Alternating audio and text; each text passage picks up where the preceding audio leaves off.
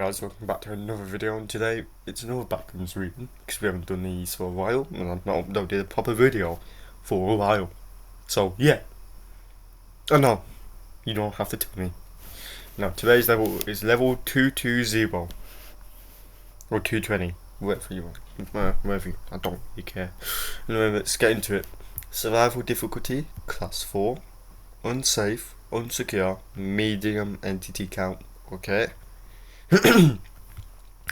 Level 220 is the 221th level of the Backrooms. Why did I see? I don't know. Description: Level 220 consists lightless tunnels made of dirt and stone. To see within these tunnels, a wanderer must bring a flashlight or other light source. The tunnels can be extremely claustrophobic and go in bizarre directions. For example, some will go straight up or down, and some will have extreme angles. The surface of these tunnels feel like dirt and stone, hard-picked and dense in some areas, or soft and malleable in others. However, trying to dig through the walls is very difficult due to the noise attracting entities and the threat of collapsing dirt. This maze of dirt and stone seems to punish those that try to cheat either with vicious entities or a tomb of dirt. Only recovered image of level 220. There it is, I'm guessing. Wow, look at that.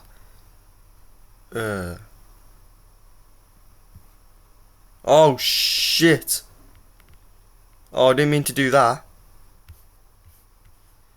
Oh, why did I do that? Oh no.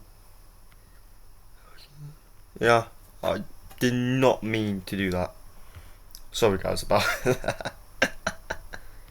Let's continue. The tunnels appear to go on endlessly, and they seem to be static, as attempts by the MEG to create maps have proven unsuccessful. If a section of tunnel seems familiar, it is plausible that an exit could be nearby. There are few known exits in mapped sections, but it's still very easy to get lost should a wanderer stray beyond any mapped areas.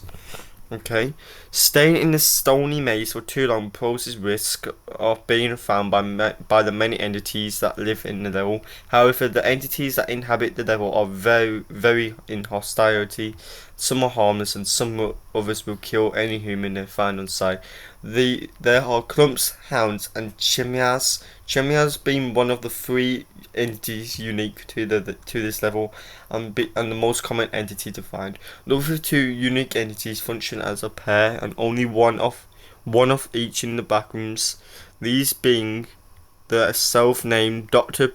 Telephone and his strange dog-like personal chimera known as Pegasus. They explore the level. Dr. Telephone illuminating the dark tunnels with his lanterns, and Pegasus using it to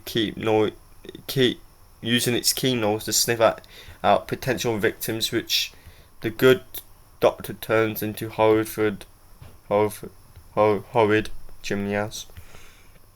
Okay, the chimneras appear to be made of mismatched and more uneven entity parts to include clumps, hounds, facelings, skin stealers, bone thieves, dullers, death rats, plague goblins, dentists, they are kind of scary, wranglers, carnies, servants, jackal-burgers, and even mechana.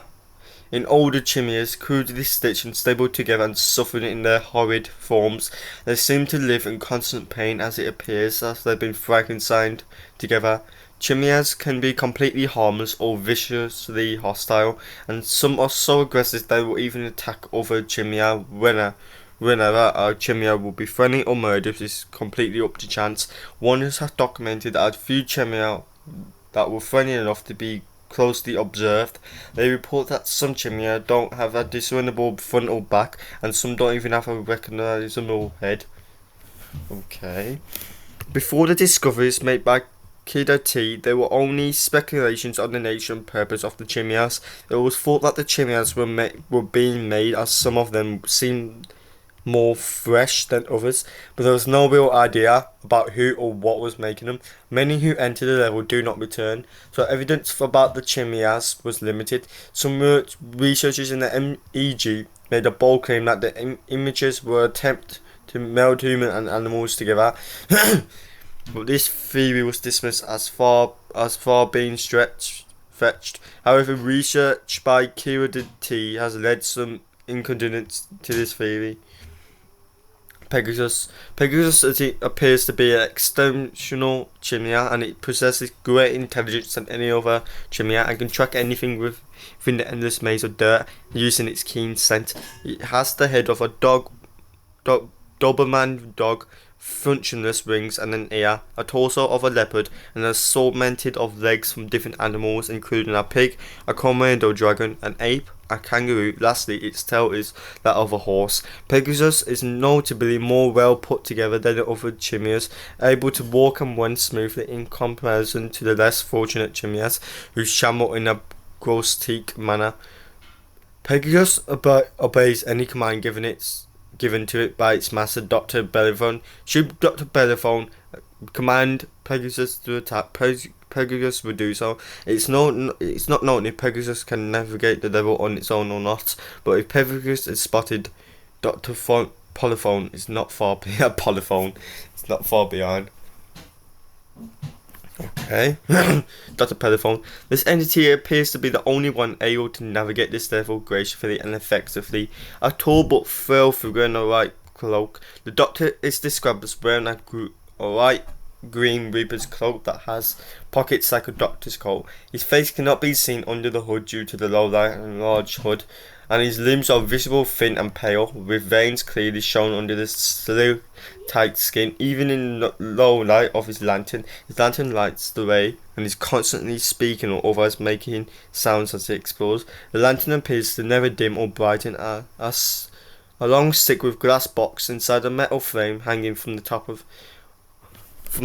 that is a constant source of never-ending light. He has spared the life of only one known explorer from the MEG, even having a conversation with her. This explorer, Kidati, described Dr.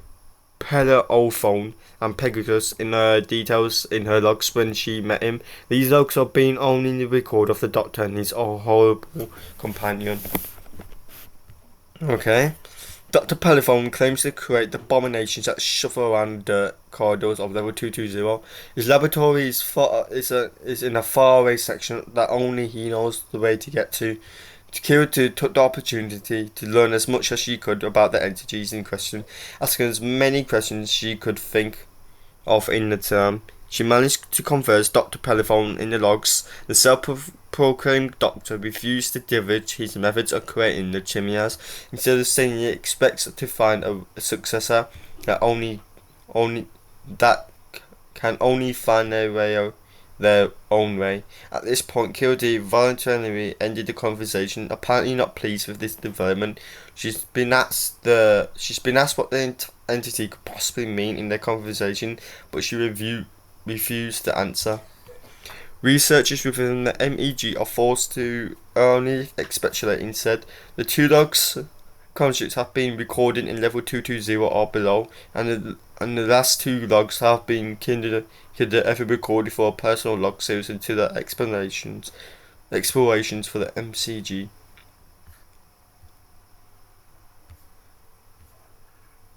Okay. Logs. The two logs constructs have been recorded in this location are below, and the last two logs.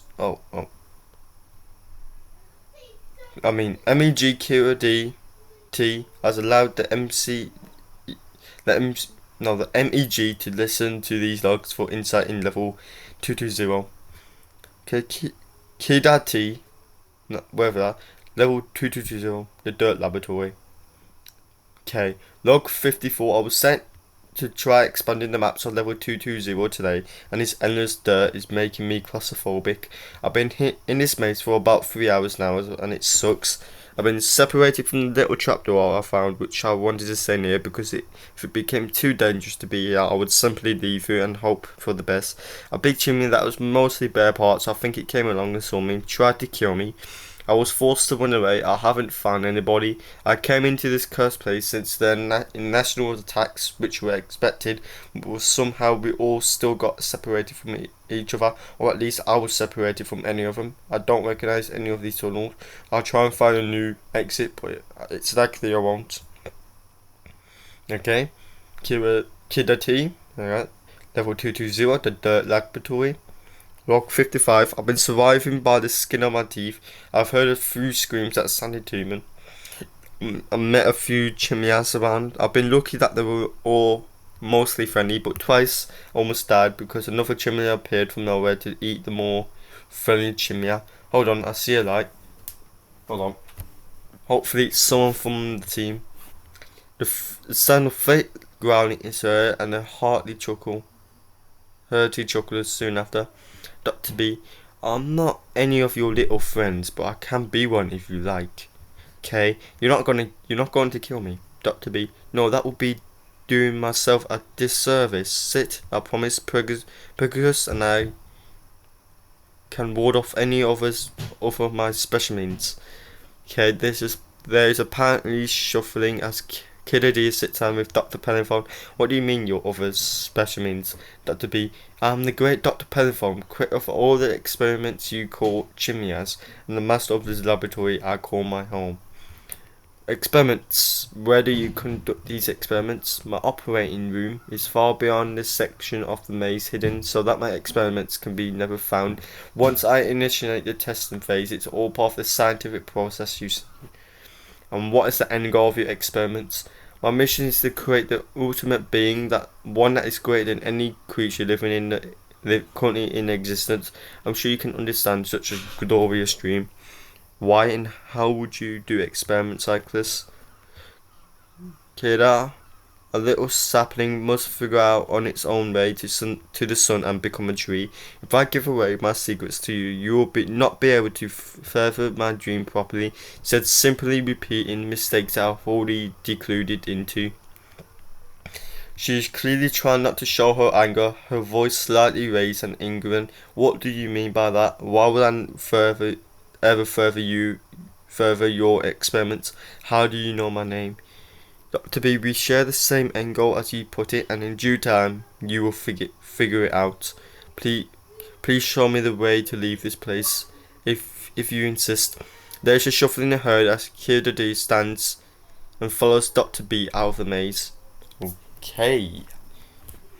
Bases, outposts, and communities. There are no bases, outposts, or communities due to the limited resources of constant power for light and constant attacks by chimney entities and occasionally hounds and clumps.